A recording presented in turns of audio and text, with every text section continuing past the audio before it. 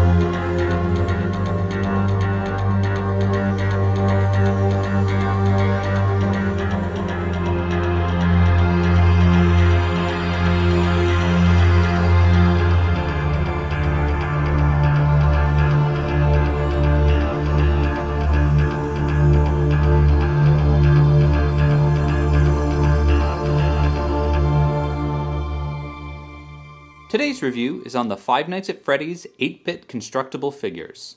These sets run from numbers 12041 to 12047. Each set contains about 18 pieces on average and retails for about $4 in the United States. There's a link in the description where you can buy these sets online. Many thanks to McFarlane Toys for sending me these sets for free to review. McFarlane Toys is currently holding a giveaway of some Five Nights at Freddy's building sets. There's a link in the description where you can enter between now and August 14th. Let's start by taking a look at Freddy. Only made out of a few pieces. Most of them have printing on them of some kind. So they're definitely very specialized pieces. So you can see this giant piece with these specific printing on it. That's got printing, that's got printing, that's got printing. These pieces are really good for building this 8-bit Freddy and not necessarily much else. Wasn't sure which way this piece was supposed to go. Little birthday cake. It's Freddy. So Bonnie doesn't have as much printing on the pieces, so theoretically if you wanted to build stuff in this color with McFarlane bricks, you could also buy it for that. But mostly it's for building 8-bit Bonnie. Again, with these pieces, I wasn't sure if the which side I was supposed to show, if the lines on the bricks were supposed to be there, because that made it look more like the 8-bit thing. I kind of liked them with it, but it's a weird piece because it's like tile but a brick tile. I don't know what you'd call that. So here's a look at Chica. Again, printing on a lot of the bricks. Another little birthday cake, which is fun. Definitely, these sets are nice if you want little 8-bit birthday cakes. Here's a look at Foxy. Again, just some basic brick construction. A little more interesting than the previous ones because of the hair bit and just a few more pieces than the other ones.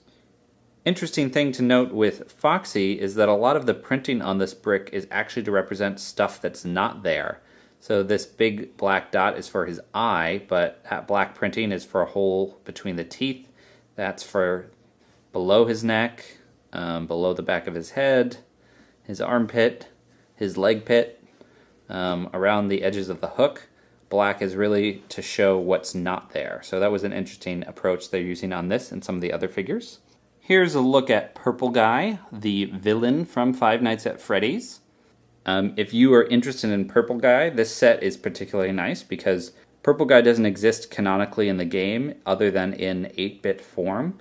So this is basically as good of a representation of Purple Guy as you can ever hope to get. One interesting thing to note about Purple Guy is, as I've mentioned in a previous McFarlane Toys review, one interesting feature of their bricks is because the studs on top are hollow, they can actually be fit in offset positions on the bottom of larger bricks.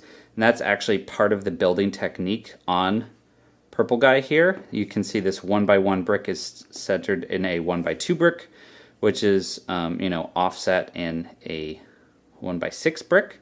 So that's just really interesting. Again, not something you can do with Lego bricks. Purple Guy. Creepy with his pointy finger. What's he pointing at? Hope it's not me. Here's a look at the puppet.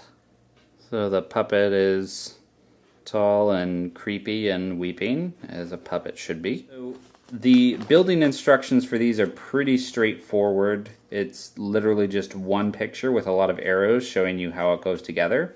But one thing I did run into is that the printing on the bricks in real life, at least for me, was slightly different than what the printing on the bricks in the instructions was. So for instance, this piece down here has 3 white dots on it, and this one has 1 white dot. But in here, they each have 2 white dots.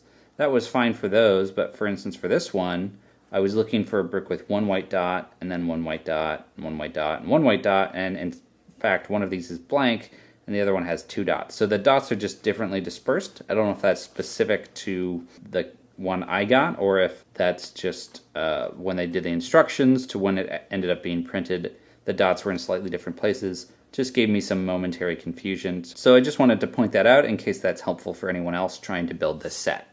So here's a look at Mangle. So we've got, similar to Foxy, a lot of black printing that represents negative space, so around the mouth, under kind of the neck area, and then around the different legs that are different shapes than the actual bricks. Similar to the issues I had with the puppet, the printing on the bricks that I got does not match the printing that was on the instruction booklet. It turned out fine, but when I was first searching for pieces to build this, it definitely caused me a little confusion. For instance, like this brick here, which has a lot of printing on it, doesn't have any printing on it in there. So that one I was confused as to where it went at all. If you collect all 7 of the 8-bit buildable figures, you'll be able to put together Golden Freddy as well by collecting the gold pieces from all the 7 different sets. Kind of looks just like a melty puddle, but again, this is accurate to the 8-bit representation of Golden Freddy in the game. I'm melting, I'm melting. Oop, falling down. One last thing I wanted to talk about with McFarlane bricks that I've noticed while putting these together is they have pretty noticeable injection point marks. So when plastic bricks are made, they're done through injection molding, and these little dots represent kind of the spot in the mold where all the plastic comes in. So it's inevitable that, plastic bricks that are created through a manufactured process like this will have these injection molding marks.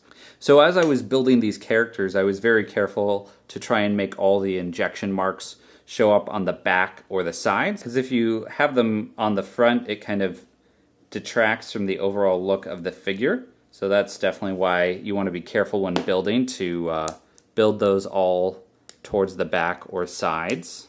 But it did make me notice something about Lego bricks which I had never noticed before, because when I was thinking about the injection mold points and thinking, oh, they're really noticeable on the side of these bricks, where would you put them that wouldn't be noticeable? Where does Lego put them? And that's when I noticed that on Lego bricks, the injection molding point is often on the top of a stud. So when you're building, you never really see any things on the sides because they're injecting from the top, it looks like, in one of the studs, which often are covered up, and you don't ever really look at that closely, or at least I hadn't. So it was just a cool thing. This made me realize something about Lego bricks, even though these are another brand. They share in common injection molding points, but they hide them in different ways. The more you know. So the figures come on these black kind of random looking bases, but you can push the bases together to kind of make a little display area of all your different characters, depending on how many you've got. Mangled's hard to fit in with the others, but You know, we'll just put her under there. And looks like Puppet's petting her. That's nice. Golden Freddy doesn't have a base, which is one of the reasons he falls over so much.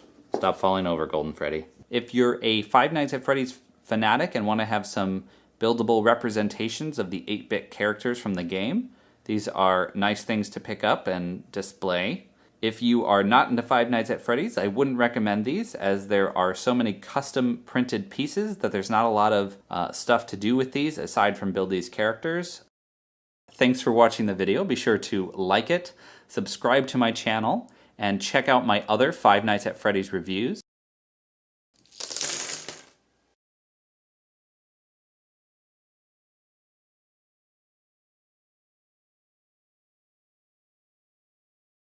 For building these characters, I was just careful to make all the molding marks go on the backs or the sides. Oh my gosh, Golden Freddy, you fall over so much. Thing that these made me realize, even about Lego bricks, is Golden Freddy, stop it.